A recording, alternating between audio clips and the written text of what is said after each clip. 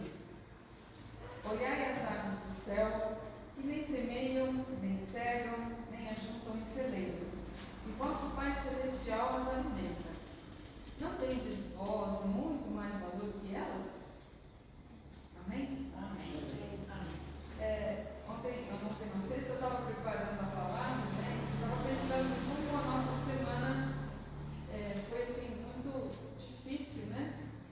Porque com as notícias, não que a gente passou por problemas difíceis, mas assistindo a reportagem, né, das enchentes em Minas, eu fiquei muito sensibilizada. Aí ontem ainda, né, não tinha acontecido, mas ontem estourou praticamente uma guerra, né, lá no Oriente Médio, e de qualquer forma isso atinge a gente, né?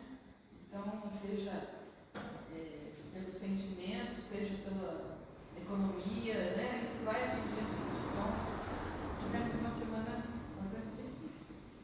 E, assim, fiquei pensando no cuidado de Deus conosco, né? Foram muitos depoimentos que a gente viu das pessoas sendo resgatadas, outras não, né? Outras tentando achar parentes que estavam lá, né? Sumidos naquela lama, né? Que estava lá no... Aí eu me lembrei de uma história que eu li, que diz assim, que era um missionário, né? Ele estava no Chile, e ele visitava as pessoas, e ele visitou um casal. E ele disse assim que ele sempre visitava esse casal. E a mulher, ela perdeu a visão. E uma irmã da igreja foi visitá-la. E ela disse assim, assim que a mulher chegou e falou com ela, ela reconheceu a voz dela. Reconheceu a voz imediata e ela falou, preciso contar uma coisa. Preciso contar o que Deus tem feito por mim. E ela falou que Deus tirou a luz, né? Tomou a luz dos olhos dela, mas abriu a visão para as coisas espirituais. E passou um tempo, né? Ela fazia as atividades de casa, mesmo sem enxergar. E um dia aconteceu um acidente, ela derrubou uma bacia com água fervendo nas pernas. E todo mundo ficou muito sensibilizado e essa irmã foi novamente visitá-la. E ela disse para ela assim, irmã, Deus viu que eu precisava de tempo para orar pelos missionários. Então ele fez ela ficar parada, sem fazer nenhuma atividade. Né? Ela teve que ficar repousando por conta das experiências. Passado um tempo, né, ela ficou doente, precisou tirar uns rins. E ela sentia muitas dores. E aí ela pediu para Deus que deixasse ela morrer. E aí ela falou que no hospital, as pessoas ficaram internadas, no hospital vinha um passarinho toda manhã e cantava, mas assim, a plenos pulmões, né? E ela pôde sentir, né, ficou envergonhada, porque ela viu que Deus não tinha deixado de cuidar dela, não tinha, mesmo na dificuldade que ela estava, né, ela pediu para morrer, para a criança, né? Eu já não enxergo, né? Todas as dificuldades que eu passo para fazer as coisas, perde a mim. Então ela pediu para morrer, mas ela pediu perdão depois, quando ela viu que ela viu essa palavra, né? Deus cuida dos pássaros, não é verdade, a gente pessoa, né? A gente cuida muito mais, a gente precisa muito mais, né? Então, eu fiquei olhando aquele povo, né? Que está sofrendo ainda, né? Lá em Minas. Eu falei para o Cleber, quando eu vi aquele negócio, num lugar desse, eu não sabia nem por onde começar. Como é que você faz? Como é que você começa a reconstruir um negócio daquele? Né? Mas Deus cuida de nós, em todos os momentos, né? Inclusive nos momentos mais difíceis, nas tragédias. Então, assim, nós somos importantes para o Senhor e queria deixar essa palavra, né? Ele cuida dos pássaros. Não somos nós muito mais importantes, muito mais. Deus tem muito mais cuidado com a gente, né? Amém? Então, que a gente possa confiar, lembrar disso, né? Mesmo diante de todas essas dificuldades, eu acredito que as próximas semanas não vão ser diferentes. Né? Estão começando a reconstruir, precisando de ajuda. E essa guerra começou lá, parece tão longe, mas ela nos atinge também, né? Porque a gente possa estar orando por todas essas coisas.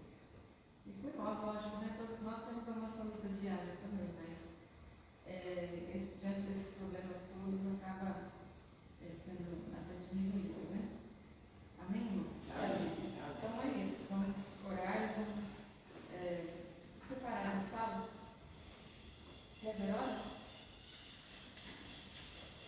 Senhor Deus, Pai querido e amado, viemos te louvar, viemos te glorificar, viemos te exaltar, Senhor, porque temos o privilégio de estarmos, Senhor Jesus, entrando na Tua presença, em comunhão com os irmãos e de portas abertas.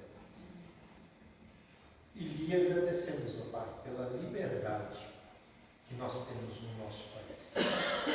Te louvamos, te glorificamos e te exaltamos, porque Tu és um Deus tremendo, um Deus maravilhoso, um Deus presente, Pai da eternidade, príncipe da nossa paz.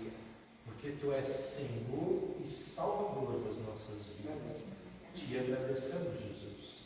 E viemos agora lhe pedir em nome de Jesus, que durante esse período que estamos na Tua casa, falando da Tua palavra, Tu possas falar aos nossos corações e nos ensinar. Em nome de Jesus. Amém. Vamos lá?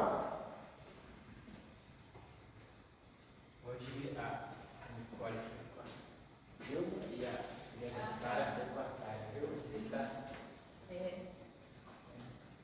Precisa ter uma aguinha para ela. Oi? Tem uma aguinha. Vamos lá embaixo, a gente faz alguma coisa lá. Mas não desanima, viu? Não. Fica animado, viu? Não, não vai.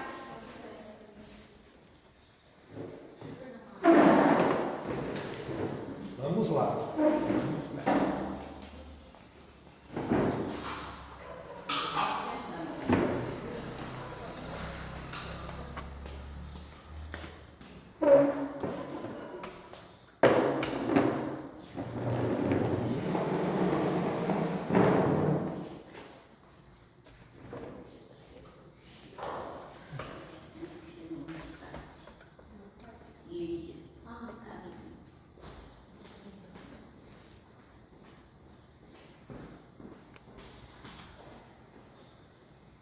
Vamos começar?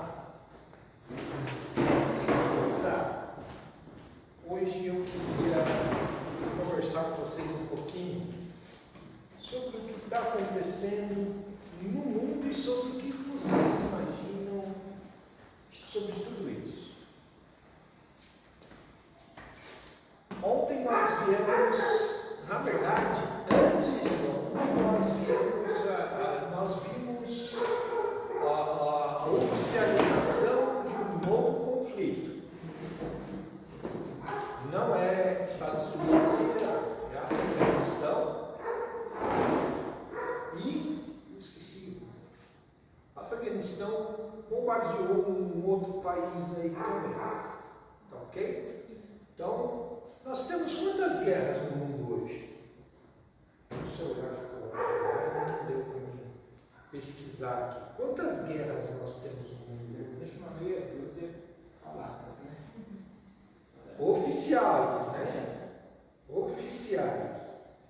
Nós temos, por exemplo, Rússia e Ucrânia. Nós temos agora Estados Unidos, Irã e Israel e Irã. Na verdade, Estados Unidos e Israel contra o Irã. Nós temos aí Afeganistão. Espera só um minutinho, vamos ver isso daí, os números oficiais.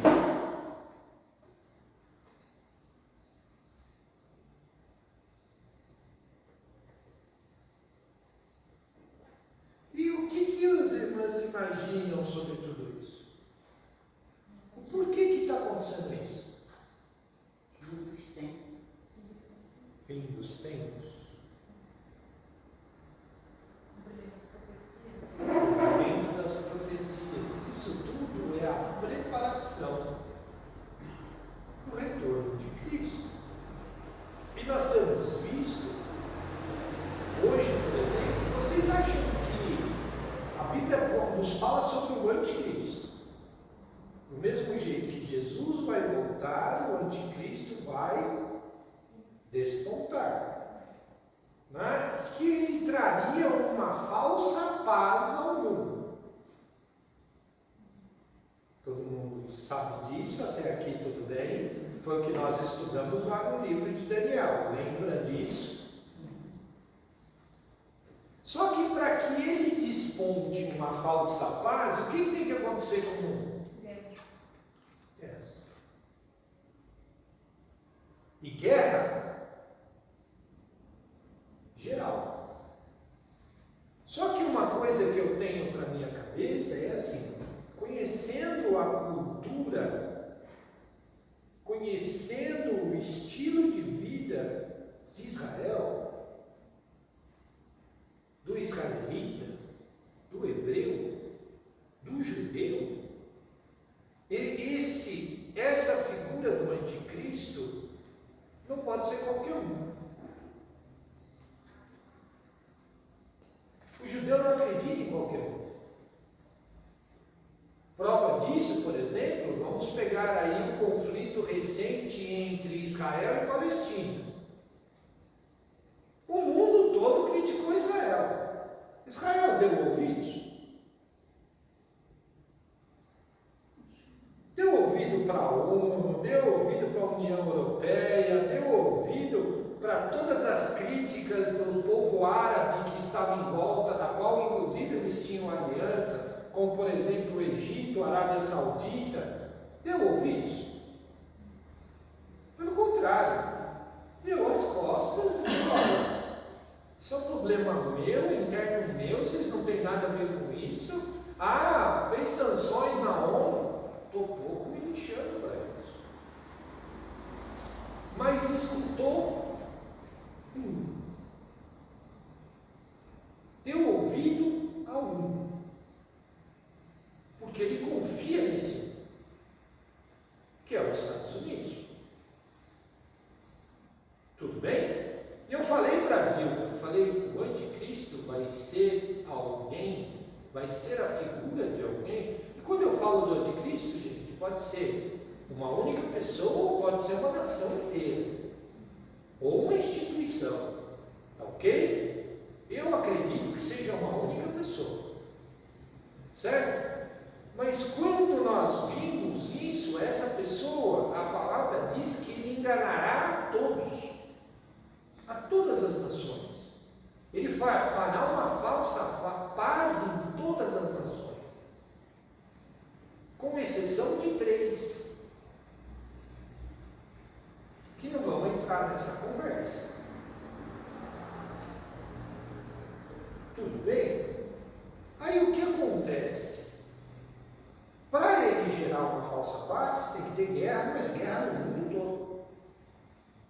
E é o que nós estamos convergindo. Nós estamos caminhando para isso. Então, isso que nós estamos vivendo hoje é uma preparação daquilo que vai acontecer.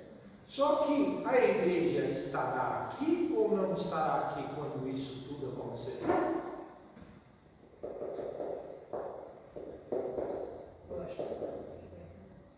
Acho que não. O que vocês acham? Eu acredito também não, porque se não foi guardado, não será guardado. Eu não sei se ele está aqui ou não também. Dona Hilda? Eu não sei, viu? Eu tenho que saber. Eu tenho medo, quando eu vejo aquilo, eu tenho medo. Eu perco a noite de sono com medo.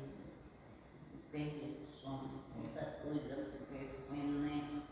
Olha, Dona Hilda, eu tenho parentes lá, tenho tios, primos e filhos de primos morando lá. Inclusive alguns servindo ao exército. É perigoso. E aí, pastor, o que o pastor acha? Olha, eu como igreja que eu sou, eu preciso estar aqui orando para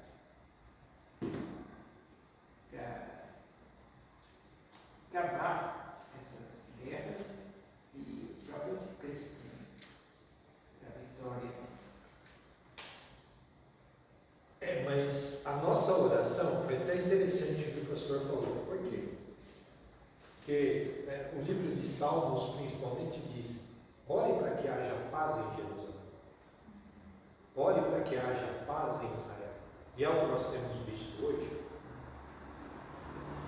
você ligar para um dos meus primos hoje, agora no celular, provavelmente você não consiga terminar a conversa, porque toca sirene. E está tocando praticamente a cada 10, 15 minutos. Eu estava vendo ontem o jornal, no jornal, e um brasileiro que está lá, ele disse, olha, praticamente não consegue fazer mais nada. Desde ontem a sirene toca a todo momento. É referente a bombardeio. Isso. Para ir para os bunkers, ele falou, olha, praticamente a casa tem sido bunker. Porque ele falou nisso, ele falou, são 10 horas da manhã agora aqui em Israel, e a sirene já tocou 5 vezes. Para que nós fôssemos para o abrigo. Então, existe paz? Não existe paz hoje. Não existe paz hoje. Existe paz no nosso país hoje? A paz é individual. Sim. Individual é Deus. Mas, e dentro dos lares, hoje tem paz? Eu acho que é um pouco difícil, né? Porque tem um pouco bastante, porque inclusive eu falo de experiência própria, né? Minha família, né? Da minha filha, nossa gente, briga não é paz, né? Se você tem briga. Mas eles não estão buscando ao Senhor. É aí, esse é o problema. E na igreja hoje, a igreja hoje tem paz. Eu não vou falar das outras. Quando eu falo igreja, gente, eu estou falando da igreja em geral. Hoje a igreja em geral, a igreja no Brasil hoje tem paz. Eu acho que tem o coração, vai com ela, né? Faz com a pessoa ali. Há um julgamento que nós, Deus, que tem igrejas que estão pregando o Evangelho. E tem igrejas que estão camuflando o Evangelho, fazendo outras coisas. Então, cada um vai responder a Deus por isso. Hoje a igreja no Brasil hoje vive sem escândalos. Dentro disso, muitas. Muitas. Nós temos visto e vivido aquilo que nós falamos lá no livro de Daniel. O joio e o trigo já foram ceifados. Os feixes estão amarrados no campo, esperando o agricultor vir recolher. Para levar para a eira e peneirar esse trigo. Para separar o joio do trigo. Direita e esquerda. Aos da direita, direi, entra no gozo do teu Senhor. E os da esquerda, apartai-vos de mim, porque nunca vos conheci. E o que eu estou falando de direita e esquerda não é um jogo político não, tá, irmãos? Estamos falando de posicionamento mesmo. Você imagina assim, por exemplo, eu imagino o dia do julgamento, o dia do juízo, que a Bíblia chama do dia do Senhor, tanto para os arrebatados, quanto para os ressuscitados em Cristo Jesus. Um salão como esse, os anjos colocou uma boa parte da multidão à direita e outra parte da multidão à esquerda. E aí vem o juiz, e aí vem o advogado, e aí vem o acusador. Os que estão sentados à direita, conforme nós lemos no livro de Daniel, e nós lemos no livro de Apocalipse e no livro de Mateus, os da direita entram no gozo do teu Senhor. E os da esquerda, apartai-vos de mim, porque nunca vos conheci. Bodes e ovelhas. Isso, nós estamos passando por esse momento. Eu tive, acho que eu falei no Santo Cristo sobre isso. Sim. Eu tive isso como coisa, não sei. E nós estamos muito próximos disso. Os sinais estão aí, estão acontecendo e estão vivendo. E a minha grande preocupação é as pessoas não estão se atentando a isso. Estão distraídas. Estão distraídas. A guerra sempre teve, o Oriente Médio, aquilo é sempre uma bagunça. Mas não se atentam aos detalhes, porque nós não estamos só com o Oriente Médio numa bagunça. Você sabe aonde fica Gog e Magog? Você já ouviu falar de Gog e Magog? A guerra do Armagedon. Lembra? Gog e Magog se unem e vão a Israel para guerrear. Quem é Gog? E quem é Magog? Você já se perguntou? Eram nações antigas, hoje elas não existem mais.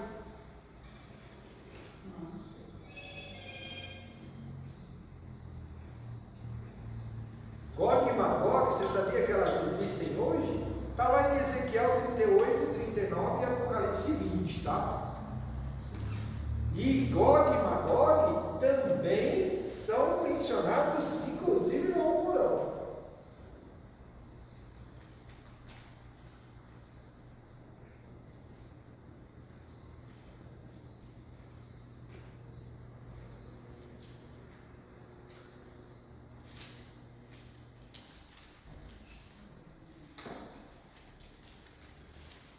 Magog é a Rússia. Hoje, no mapa, Magog é a Rússia, mas tem um problema. A região, a cidade de Magog, sabe aonde ficava? Bem, Magog ficava na Crimeia. Era a antiga Rússia. Hoje, a Crimeia, a gente sabe que faz parte de que país? Hoje a Crimeia era território. Nós estamos falando da Rússia e com quem ela está guerreando? Magog, a cidade de Magog era a antiga Crimeia. Era território russo, depois se tornou. Mas a Rússia existe. Mas a Rússia existe, mas a cidade de Magog, para ela ser considerada russa, o que a Rússia teve que fazer e ir lá para que a profecia se cumprisse? Teve que invadir, fazer guerra com a Ucrânia e tomar o território da Crimeia. Assim Magog se torna russo novamente. Por isso nós podemos dizer que Magog é russo. São coisas que nós não conseguimos enxergar. São coisas que são detalhes que muitas vezes, por nos faltar o conhecimento bíblico, nós não entendemos qual é o mexer dessas peças. A cidade de Magog, no mapa da antiguidade, segundo Paulo José, ficava na Crimeia. É a Crimeia hoje. Que por sinal ficava na Ucrânia. Que por sinal era a Ucrânia. Com a divisão da Rússia antiga, passou a ser ucraniana. E aí a profecia não se cumpria. Por quê? Porque se Magog é um território russo inteiro, a Crimeia deveria fazer parte.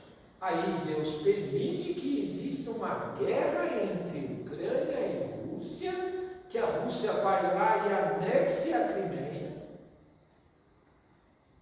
e já avisou que não vai devolver. Para quê? Para que a profecia se cumpra. Mas essa guerra foi agora?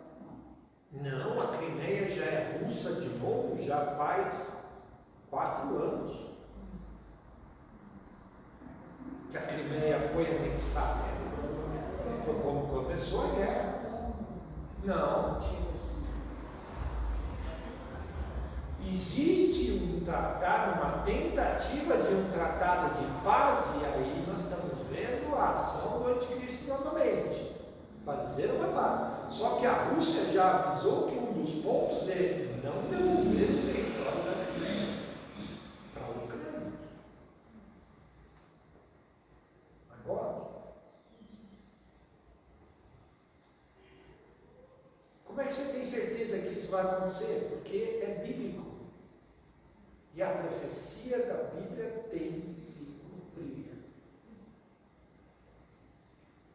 Nós falamos de Gog. Quem é Gog? Quem que os seus irmãos acham que é Gog? Tubal. Não, Tubal é a Turquia. Gog e Magog, os dois se unem. E a Turquia está de que lado hoje, dentro dessa confusão toda que Israel e Estados Unidos se meteram?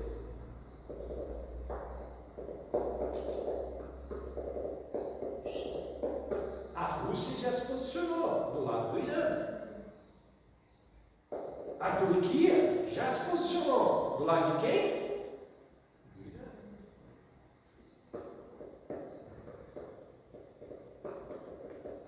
Gog e Magog se manifestam e dizendo: estamos aqui e vamos guerrear.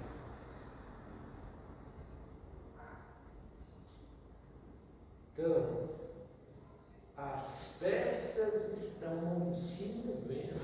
E o que eu vejo hoje dentro da igreja é que, em vez de o povo começar a convergir, é essa mesma história da pandemia, lembra? Pós-pandemia, as igrejas eram para estar cheias. O que aconteceu? Efeito contrário.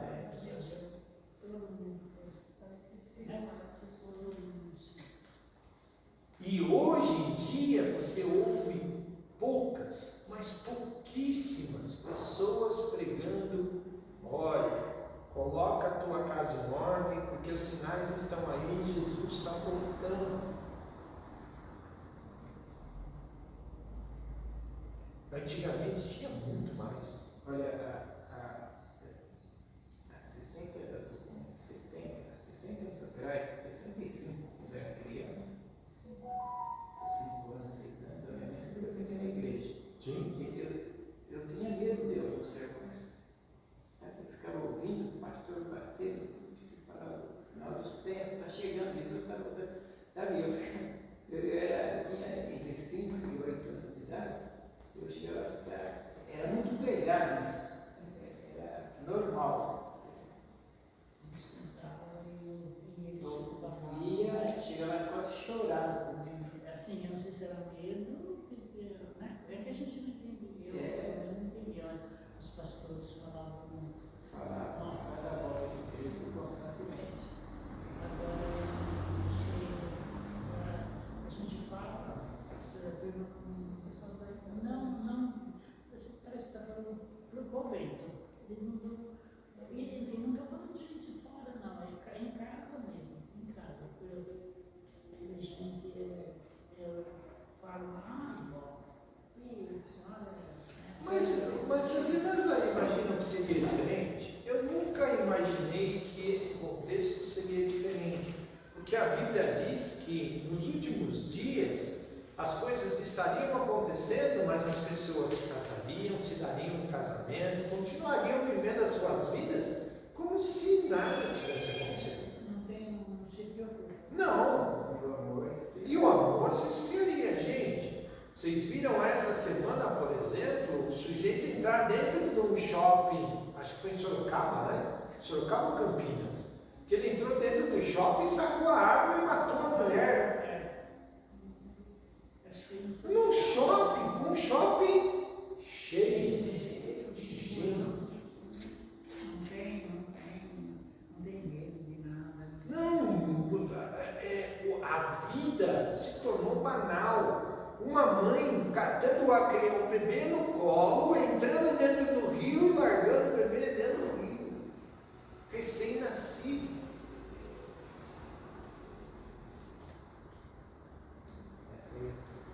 O negócio está muito complicado.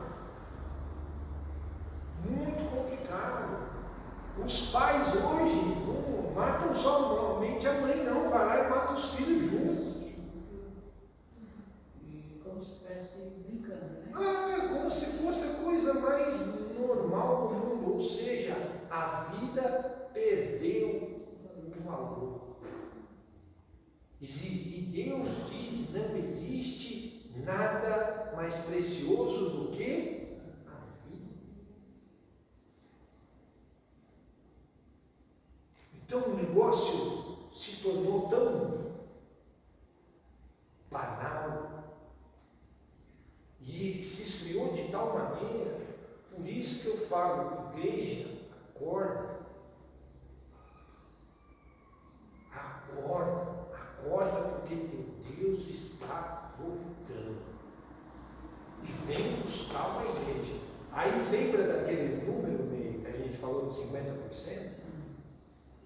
Bem, Lembra? Lembra do número de 50%? Quanto nós somos aqui na igreja hoje? Aqui. Santa Gertrudes. 14, 15. pessoas, né? Vamos lá, arredondar isso para 16, então, vai. 16 dividido por 2.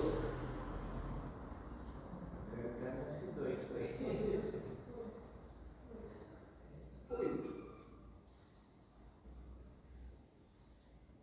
8. É esse o número? Não dá para a gente dizer que é esse o número, porque 50% ele diz de uma igreja geral, né? Mundial. Nós não estamos falando de. A conta não é essa, mas se nós fôssemos levar ao pé da letra para nossa, pode ser que não seja nem os 8 mil, pode ser menos. Deus queira que seja mais, que seja os 16 aqui. Mas para isso as pessoas precisam estar o quê? Lembra da parábola das 10 virgens? As 10 eram virgens, as 10 eram noivas, as 10 esperavam o noivo. Qual era a diferença entre as 5 que foram para as bodas e as 5 que ficaram? Estarem preparadas e atentas. Porque as outras 5 ainda correram, até tentaram.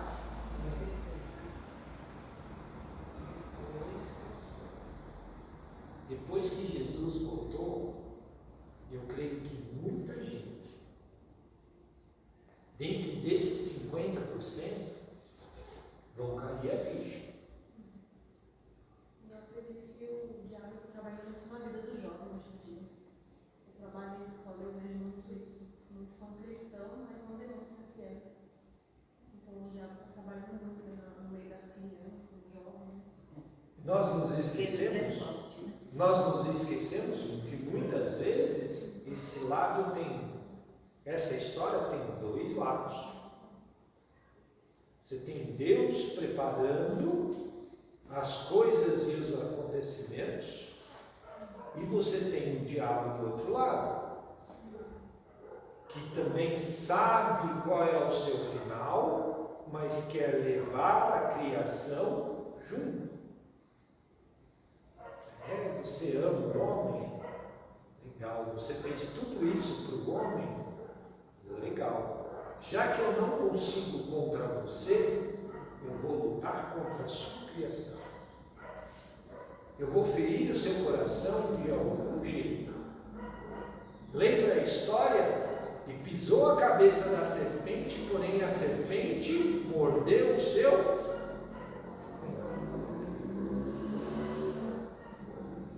Essa luta não acabou.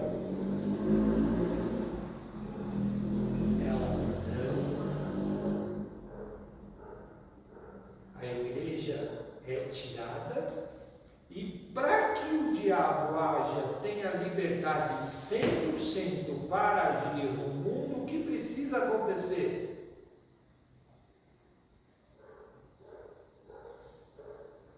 O que impede ele de pintar e bordar os 7 aqui?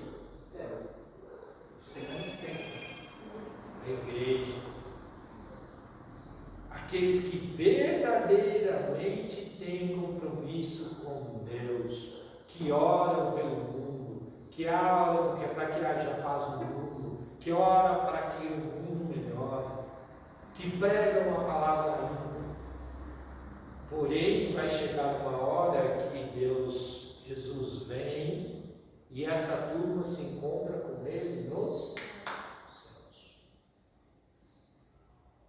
Aí nós vamos ver isso aqui virar um caos. Mas a igreja também está assim. Mas Meire, eu lembro, toda vez que eu oro para Deus e falo isso com Deus, toda vez que eu oro e debato isso com Deus, Deus me dá sempre o mesmo texto. O texto em que Jeremias vira para Deus, é o texto que Elias vira para Deus e fala assim, mas só ficou eu. Quando ele mata os sacerdotes lá de Jezabel, e Jezabel promete a cabeça dele, e ele sai correndo, aí ele se enfia dentro de uma... Pô, mas de profeta só ficou ele. Ele falou, Deus vira para ele e fala assim, lei de engano, eu guardei muitos outros, que se mantêm fiéis a mim.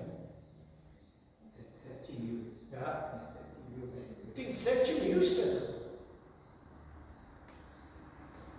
Então Deus, muitas vezes, coloca esse texto de uma forma muito clara, vem o Espírito Santo e nos coloca, e olha que eu debato isso com Deus várias vezes, né?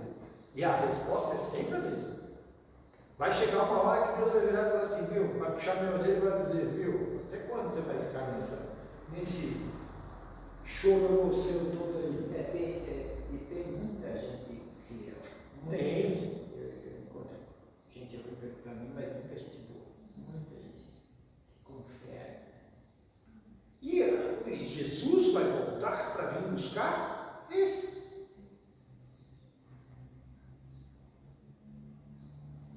E que os que ficarem, que lutem.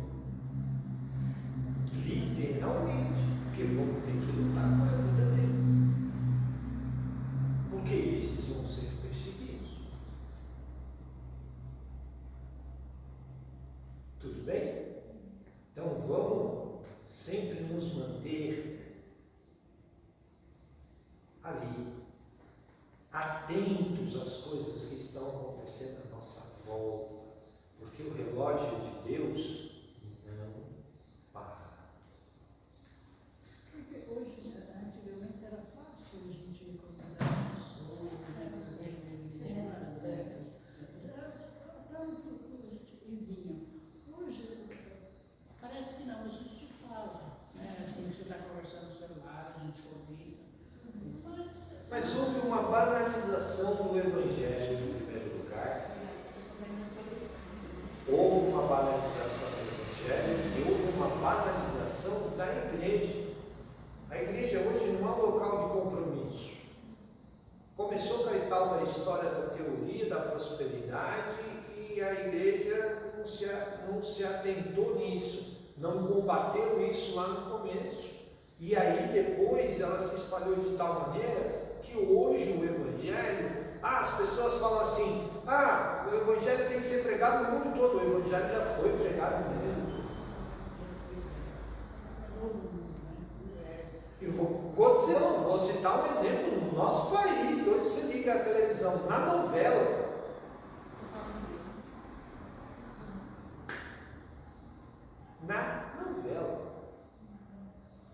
e não é só em um período só não. Fala-se de Deus pela televisão, na novela, no folhetim. Essa da última aí, das 9 aí, tem um pastor. Fala da conversão de um ex-detento, é isso? Pelo que deu a entender, tem um ex-detento aí, um ex-traficante e tudo mais, que se converte e tudo mais. Está lá. É o evangelho sendo pregado. À disposição de quem quiser. Mas eu quero as bênçãos de Deus, mas não quero Deus da bênção. Eu acho que Deus é amor, é Pai, Ele vem, me abençoa, está tudo certo, lindo, bonito, maravilhoso, mas eu não quero compromisso com Ele. Não quero, não quero relacionamento com Deus. Já ouviram, o pastor Marcos tinha uma expressão que dizia assim, igreja rodoviária. O que é igreja rodoviária? Você mora na rodoviária? Você cria relacionamentos na rodoviária? Por quê? Porque é um lugar de passagem. Você vai lá com um único objetivo, tomar um ônibus. Ir para algum lugar. Você toma um ônibus, vai para aquele lugar, acabou. Muitas vezes a pessoa nunca mais vai voltar naquela rodoviária. E o mais engraçado é que a hora que eu gente, eles estão ele, porque a gente sabe onde, com quem, né? Aí eles, mas, vó, né, essa hora. Gente, não é assim. Eu falo, vocês também têm que ter compromisso. Eu não tenho compromisso com nada, com nenhuma. O compromisso deles é shopping, não sei o que, vai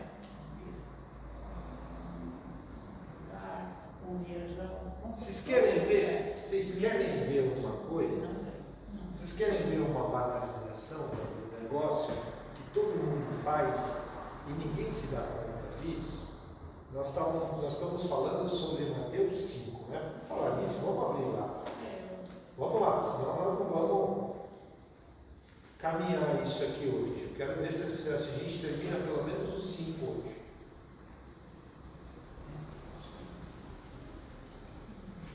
Mas a gente precisava ter essa conversa, tá bom, gente? Para a gente ficar acordado das coisas que estão acontecendo. Tá certo? E aí eu vou fazer esse comentário dentro da lição. Versículo 33 foi aonde nós paramos. Não, 31 foi aonde nós paramos, não? Foi dito, quem se divorciar da mulher deve dar a ela um guete. Mas eu lhes digo, quem se divorciar da sua mulher, exceto por causa da fornicação, transformará em adúltera. E quem se casar com a divorciada comete adultério.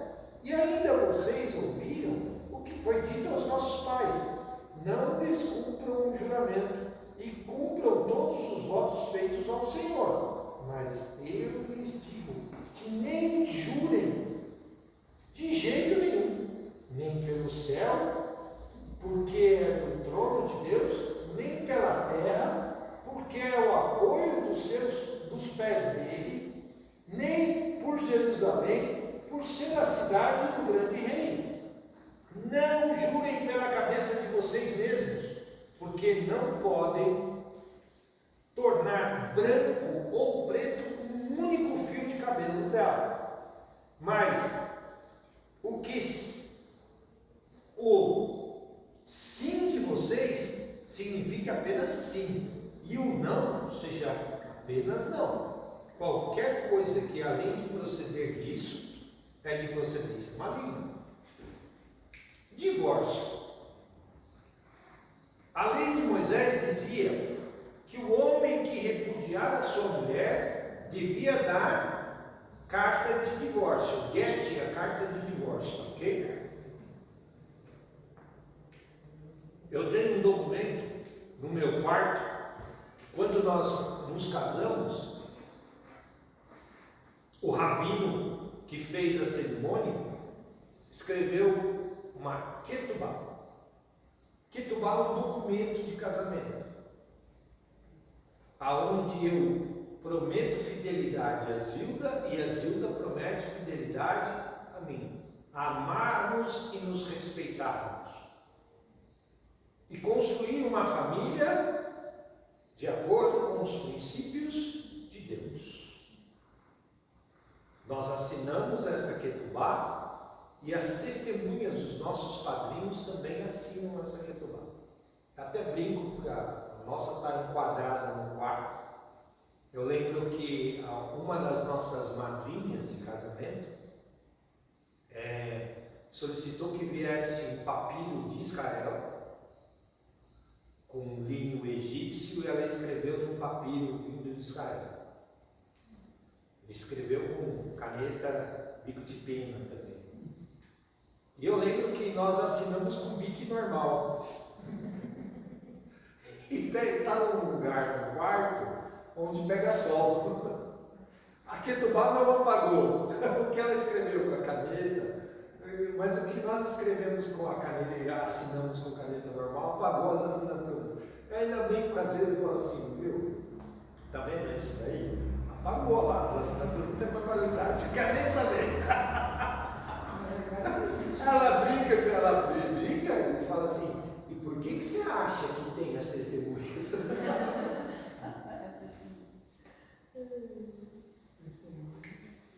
O que Jesus está dizendo? Falou, olha, antigamente a culpa do divórcio, do adultério era só da mulher. Eu estou dizendo que agora não é só da mulher, é do homem também. Não basta eu julgar a mulher, tem que julgar a mulher e o homem. Os dois. Então Jesus veio acrescentar algo. Por quê? Porque havia uma banalização da mulher. Corrigir, acrescentar, acrescentar, desaver uma claridade, porque a pessoa não estava entendendo a lei, ela está entendendo, porque a mulher também, ela não tinha o valor devido. O marido ficar com a mulher, ó, você engordou, vai embora. Ó, você está feia, vai embora. Ele simplesmente achava que a mulher era algo descartável. Eu fico com você até quando me convém. Quando não convém mais, tchau e benção. É muito diferente de hoje. E Jesus veio para falar, você está olhando errado. Além de ter, hoje nós estamos ainda pior do que antigamente. Porque tem aqueles que, além de não achar que a mulher, trata a mulher de qualquer forma, que acham que ela é um objeto. Tem aqueles que são extremamente possessivos. Não, você é minha, então tá bom. Não pode ser minha, não vai ser com ninguém. Vai lá e mata. Misericórdia, né? Tá feio. E até todo dia, né? Sim, todo dia. E tem vários dias que é mais de uma vez. E ainda vocês ouviram, foi dito, seu pai, não descumpre o juramento. O que é isso aqui? Eu juro por Deus. Isso é antigo, né? Ah. Tem gente que pensa que as crianças, eu juro por Deus, eu juro por Deus, eu juro pelo céu. Isso aí vem desde lá, né? E desde lá está errado, porque eu posso jurar por uma coisa, quando eu juro, eu me comprometo sobre algo. Eu posso jurar sobre algo que não é meu? Mas eu tenho Deus morando no meu coração. E quando era criança, você jura por Deus mesmo? Não, eu juro por Deus. Só que eu estou dando juramento, Deus como fiador, sobre a minha palavra. Não tem algo errado aí, não? O servo jurando por algo, pela vida do Senhor. Opa! Tem algo invertido aí. Ele quer ser, ele é Mais do que o Senhor. O negócio é que ensinava isso para ele. Não, Aí o que Jesus está dizendo? Olha, jurar já é errado. E jurar por algo que não é seu, jurar pelas coisas do Pai ainda é pior ainda. Então não faça juramento, a não ser que você tenha plena certeza de que você vai cumprir. E se você jurou, cumpra. Porque senão você vai voltar atrás. E voltando atrás, você cometeu 2 erros. Primeiro, ter jurado. Segundo, ter voltado atrás. Porque a sua palavra tem que ser sim, sim, não. O que passa disso é de procedência maligna. Sério o negócio, não é?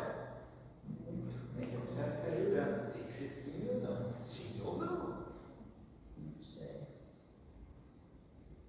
E hoje o que nós vemos é o tal do comprometimento. É o crédito, né?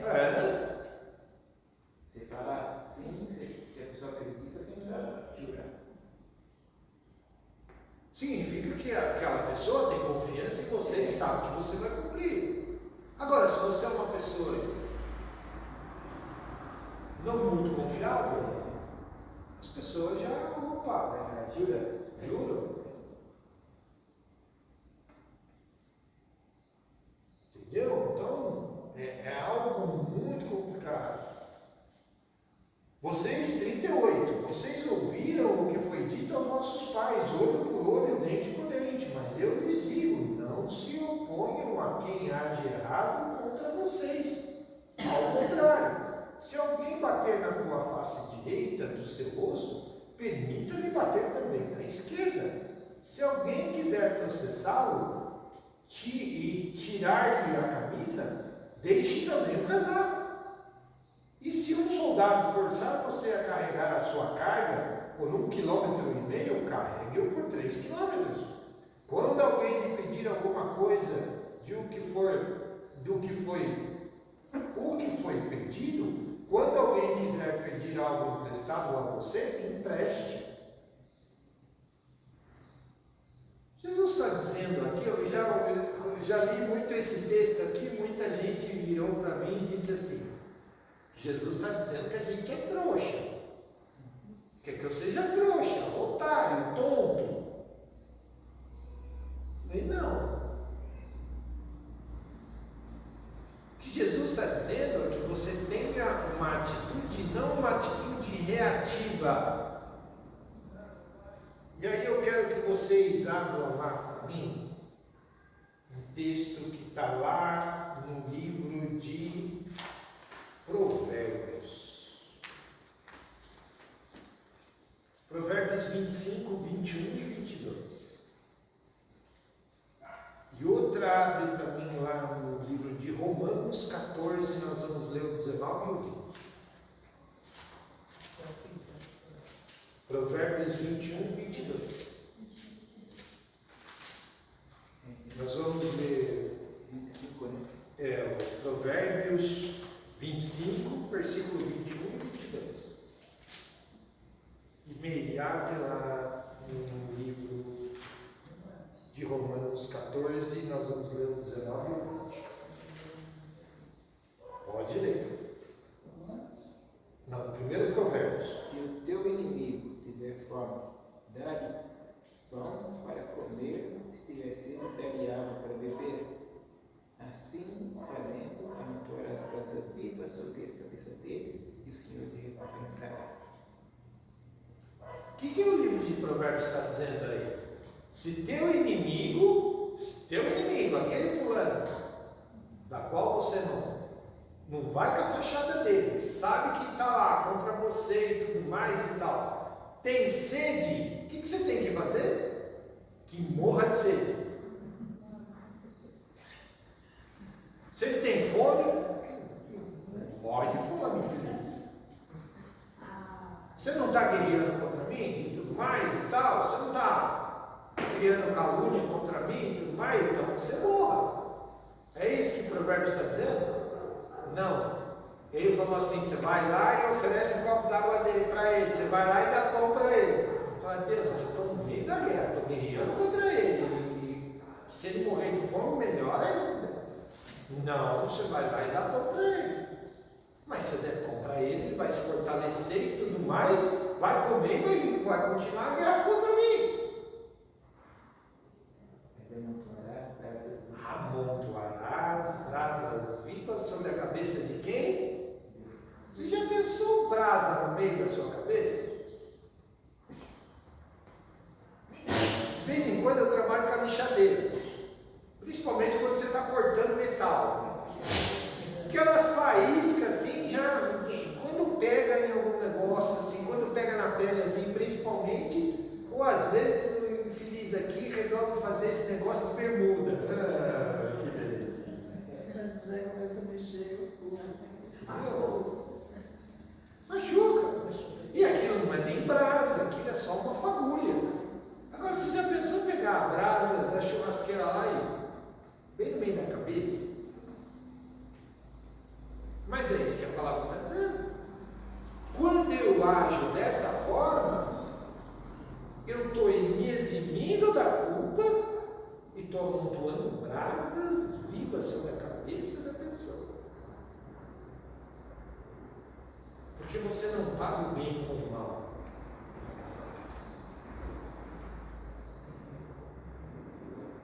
Esse sujeito, no mínimo, vai ter uma crise de consciência. Pô, se ele está... Ele fala que amontou a brasas vivas sobre a cabeça dele, porque aquilo vai ficar remoendo dentro dele o tempo todo. Pô, eu só fiz mal para essa pessoa e essa pessoa me fez o bem. No momento que eu precisei. Por que eu tenho que ficar detonando ele? Você vê isso aí, quando Deus fala com Ananias, né? Daí olha para Paulo. Sim. Ananias fala, não vou não, você não conhece esse cara é... Ele persegue e mata os cristãos. Mas Deus vira e fala para ele, vai lá porque eu tenho algo com ele.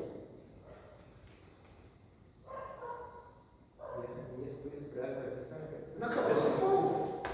Porque quando Ananias vai conversar e quando você vê o diálogo de Ananias com Paulo, Ananias é claro com Paulo e diz assim, olha, eu estou aqui porque Deus mandou eu estar. Porque por mim eu não estaria não.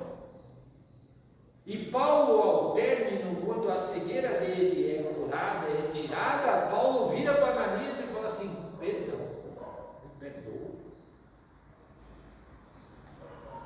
Que isso? Brasas vivas sobre a cabeça de Paulo.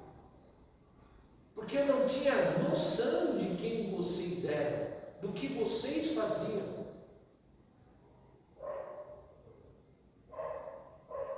É isso que Jesus está dizendo. Deu para entender essa história? Ao ponto de... Ele falou, não, você está dizendo para você ser tonto? Eu lembro uma vez que eu trabalhava numa metalúrgica, nós éramos em quase 500 funcionários, lá em Osasco.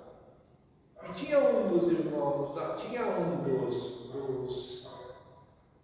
dos peões lá da fábrica, que o pessoal chamava ele de irmão, porque sabia que ele era crente. E tinha um outro sujeito lá, arrogante que só, e eles trabalhavam no torno, trabalhavam na usinagem, um do lado do outro. Um belo dia, e eu era presidente da CIPA, na área de segurança de trabalho. E um belo dia, estou lá no escritório, trabalhava no escritório, e foram lá me chamar. O Kleber, deu confusão lá na fábrica. O que foi? Falou, o irmão e o pé vermelho, ele chamava pé vermelho porque ele tomava umas e ficava com o pé inchado. E era... Aí o pessoal chamava ele de pé vermelho. Pé vermelho, o irmão socou uma porrada na cara do pé verde. E deu briga lá no meio da fábrica. Ah, tá bom, fui lá. Vamos conversar com os dois. Estavam os dois lá no departamento pessoal já. E o chefe do departamento pessoal, vou demitir os dois aqui, não sei o que. Eu falei, calma lá, vamos conversar com eles primeiro. São funcionários antigos. E o irmão estava com... escorria lágrima no olho dele. Eu estou arrependido do que eu fiz, eu perdi a cabeça, que não sei o que e tal. Falei, viu, mãe, vai lá, conta aí para mim como é que foi essa história. Ah, e você sabe que ele me azucrina o tempo todo, e que não sei o que e tal, fica tirando sarro, que não sei o que e tal. Chegou uma hora lá que eu emprestei um dinheiro para ele, e ele virou para mim e falou assim que a minha Bíblia dizia que eu tinha que perdoar a dívida dele. E que eu era tonto, que não sei o que e tal. Falei, tá, e o que você fez? Ele falou assim, já chegou uma hora que ele falou que eu tenho que ser manso que nem um cordeirinho. Aí eu mandei ele olhar para cima. Falei, tá, e o que você fez? Ele falou, meti um murro no queixo dele. Falei, aí ele virou para o pé vermelho, virou e falou assim, e ainda teve a cachorra de virar assim para mim e falar assim, que ele tem que ser manso que nem um cordeiro, mas astuto que nem uma serpente, e que a justiça vem do alto. Aí ele fez eu olhar para cima e meteu um murro no meu queixo. Cumpriu a Bíblia. A justiça veio do alto. Ele não é mais alto que você? É. Falei, então, a justiça veio do alto. Foi uma brincadeira à parte, mas estavam errados, estavam. Estavam errados. Porque trabalham com equipamento pesado e equipamento perigoso. Então, a gente precisa estar atentos a essas coisas, porque quando nós entregamos e solicitamos justiça de Deus, tem problema eu orar nesse sentido? E tem outra coisa ainda, o que eu vejo pessoas amontoar a brasa viva por causa do comportamento do crente. O crente se comportando devidamente, ele amontoa a brasa viva até gente dentro da igreja, que fica lutando contra, indo contra, e você só vai orando, mas a pessoa vê que você está fazendo bonitinho, tudo bem dela, que ela não entendia o que é, mas ela entende, fica. Eu já vi pessoa falar assim, para mim assim, puxa, essa pessoa tem que ficar matando, você fica indo na casa dela, visitar ela, deixa ela criticar. E eu posso dizer uma outra coisa para vocês? Tem um texto na Bíblia, em Mateus mesmo, e nós vamos passar por ele, que diz o seguinte: se eu sei que eu tenho um irmão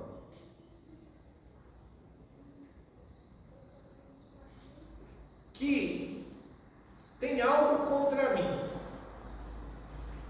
e eu vou entregar a minha oferta no altar, eu tenho que deixar a minha oferta de lado e lá pedir perdão para ele. Veja, ele tem alguma coisa contra mim, não é o contrário. Tudo bem? Eu tenho que deixar a minha oferta no altar, e é Jesus dizendo isso, tá ok? Tem que ir lá me reconciliar com ele, pedir perdão para ele, se acertar, depois pegar a minha oferta, ir lá e depositar no altar. Mas pera lá, não foi ele que tem alguma coisa contra mim? Não é o contrário. O que Jesus fez? Inverteu o negócio. Eu acho que se eu fosse um dos discípulos de Jesus que estivesse escutando isso na hora, principalmente Pedro, eu ia tocar nas palavras de Jesus, espera lá, eu não fiz nada contra ele que não vai com as minhas pulsas. E eu tenho que ir lá e pedir perdão para ele? Tem. Você sabe por quê, Pedro? Porque você está acumulando brasas sobre a cabeça dele. Eu estou falando isso recentemente, passei por essa situação. Você está acumulando sobre a cabeça dele. Já pensou? Chega no irmão e fala assim: meu irmão, eu sei que o irmão está meio chateado comigo. fiz alguma coisa que te desagradou, me perdoa em nome de Jesus.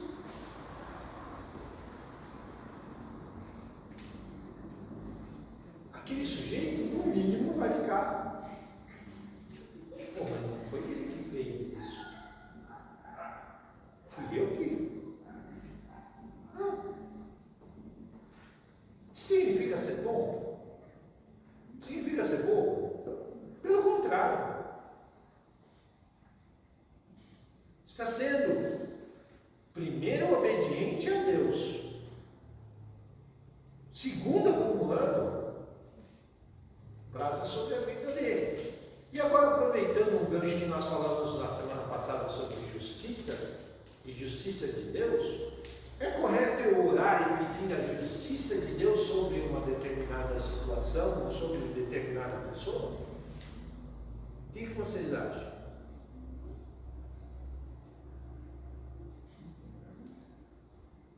Alguém fez algo contra mim. Eu não faço nada contra essa pessoa, mas dobro meu joelho e peço que Deus faça justiça.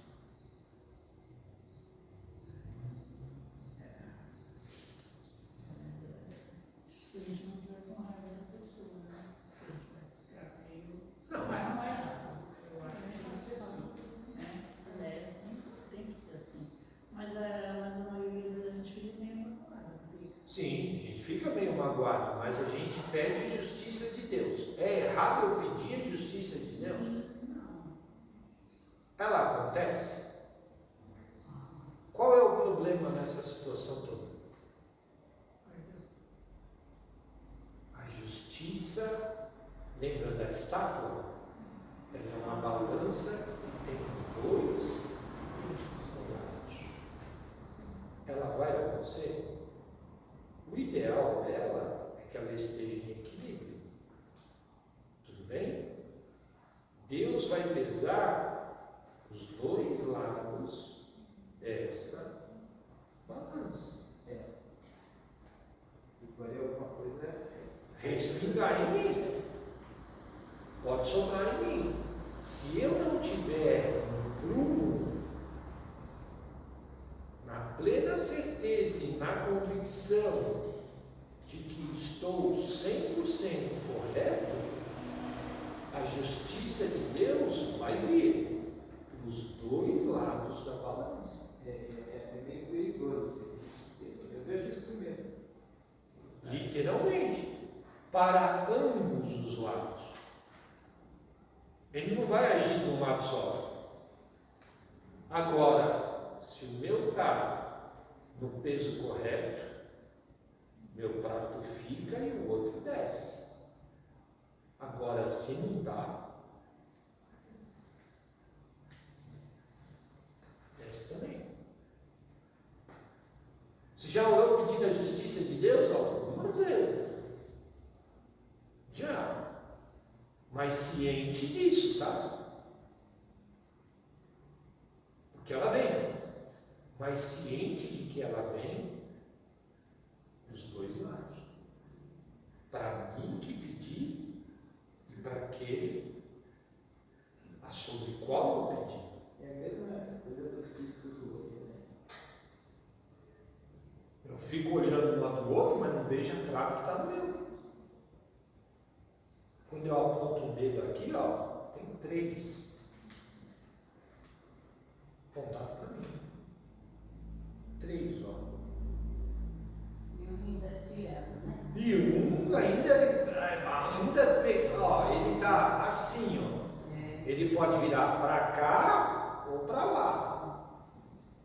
Então, preciso tomar cuidado com essas coisas.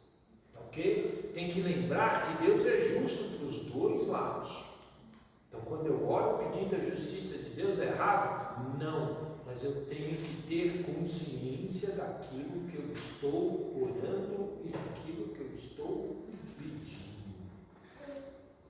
Porque eu tenho que conhecer Deus a cada dia que passa e saber que tende para os dois lados. Lembra da estátua? A bandeja tem que estar aqui. E E a espada está no meio. Tá ok? Vamos lá. Vocês ouviram o que foi dito aos nossos pais: ame o seu próximo e odeie seu inimigo. Mas eu lhes digo: amem seus inimigos, orem para quem os persegue. Então vocês se tornarão filhos do Pai Celestial, porque Ele faz o sol brilhar da mesma forma sobre pessoas boas e más, e envia chuva igualmente para os justos e os injustos. Que recompensa os terão se amarem só quem ama vocês? Porque a teriam se até os coletores de impostos agem assim? E se vocês forem amáveis só com os seus amigos, o que há de extraordinário? Até os gentios fazem isso. Portanto, sejam perfeitos, como seu Pai Celestial de vocês é perfeito. E aí? Amar o meu inimigo, significa que eu tenho que ir lá e dar uma florzinha na mão dele, dizer, bater nas costas dele, dizer, oh, eu te amo. Não, você não está amando, você está sendo hipócrita.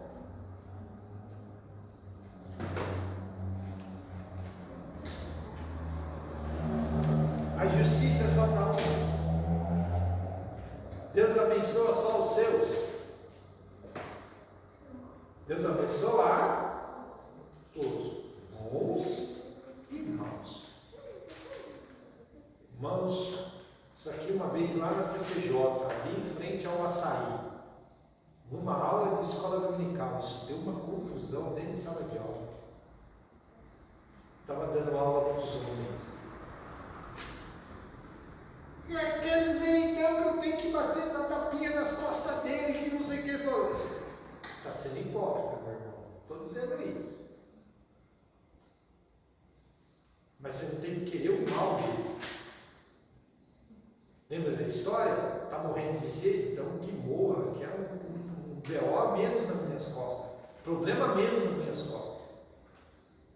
Não, vai lá e dá água. Vai lá e dá o pão. É porque o inimigo, ele é o nosso próximo. Diz o Satanás o próximo. Não importa. Não importa quem seja. O inimigo é o nosso próximo, está na nossa frente. É muito fácil nós acolhermos aqueles que entram dentro da igreja, limpo, bonito, limpinho, cheirosinho e tal.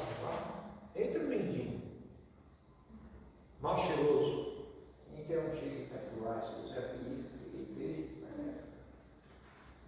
Só entra cheio de tatuagem, a pessoa quer sair de perto. Sai de perto.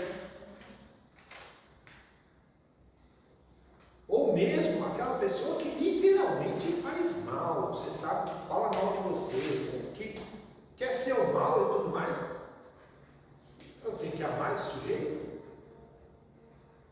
Eu lembro uma vez aqui no encontro nas docas, nas mulheres, nós comentamos sobre isso, e alguém se manifestou e disse assim: eu odeio fulano que não sei o que e tal. Eu falei: ó, imagina a seguinte situação: você chegou no céu, está você e o sujeito na fila, aí vem o anjo distribuindo a senha, a chave da casa.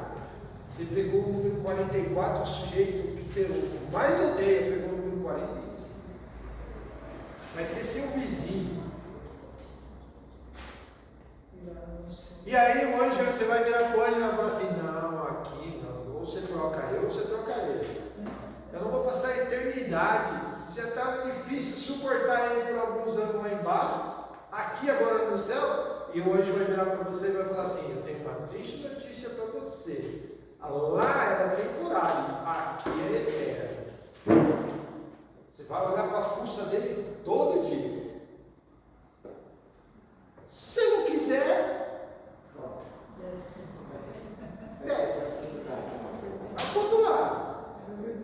Eu já te tiro da direita e já te mando para a esquerda.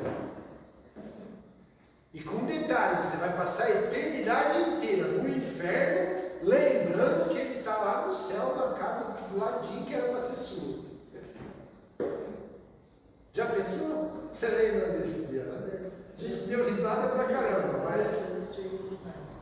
Digo demais, mas é real. Ah, eu não vou no culto porque fulano vai me pegar, porque fulano vai estar lá. Eu não vou. Gente, você está denegrindo uma única pessoa.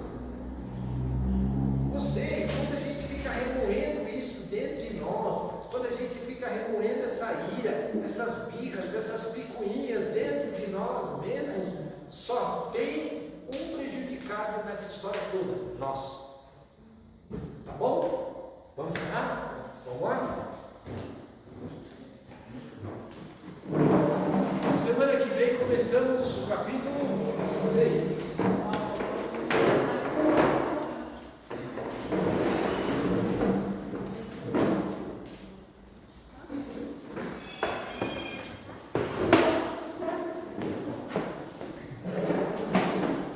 Então, vai mesmo encerramento.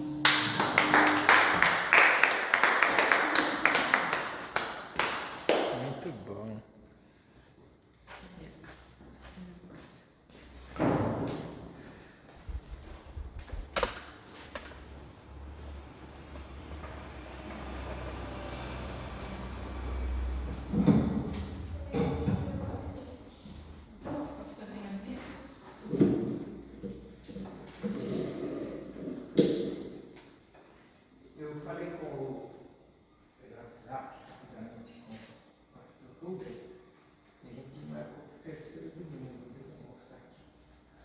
Tá? Porque semana que vem é Dia da Mulher, tem uma programação lá na igreja. Então, eu falei para ele do Dia da Mulher, para ele vir fazer essa reunião com a gente, e aí já almoça, né? Mas ele prefere lá não vai ter, então a gente vai ter o nosso almoço aqui, eles vão ter lá também. Então, no terceiro domingo ele vem almoçar e fica aqui um pouco à tarde. Esse é o. E domingo que vem vai ser a Santa Ceia. Tá todos domingo. Esse domingo tem Santa Ceia lá. Hoje nós estamos lá. Hoje nós estamos lá por causa do coral. E assim, nós já temos uma novidade na igreja e provavelmente semana que vem nós tenhamos os extintores aqui. Ok? Depois vocês vão ver, depois dos extintores nós vamos ver as placas e essa parte da segurança já, e em contrapartida o GCE já está avançando com os prováveis projetos que a gente venha a ter. Tá certo? Construção do nosso banheiro. Começa em abril?